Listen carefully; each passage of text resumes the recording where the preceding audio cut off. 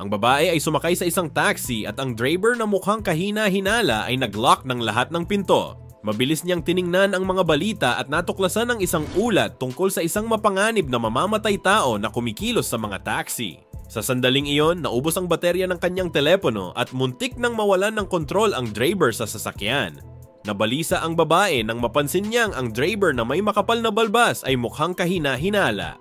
Nang huminto ang taxi sa isang traffic light, may isang pulubi na nagpakita ng nakakakilabot na mensahe sa isang screen. Natakot ang babae at sinubukang buksan agad ang pinto, ngunit binuksan ng driver ang radyo na tumutugtog ng nakakatakot na musika at nagsimulang sumayaw. Sa sandaling iyon, kinuha ng babae ang isang payong at paulit-ulit na pinalo ang ulo ng driver hanggang sa bumangga ang sasakyan. Nahulog palabas ng sasakyan ang babae at agad na namatay ang driver. Samantala, sa isang telebisyon sa tabi ng kalsada, may lumabas na nakakagulat na balita. Isa na namang inosenteng driver ang naging biktima ng serial killer. Lahat ng biktima ay may makakapal na balbas at ang mamamatay tao ay gumagamit ng payong bilang sandata. Ibinunyag na ang babae pala ang pumapatay sa mga driver ng taxi nang hindi niya namamalayan.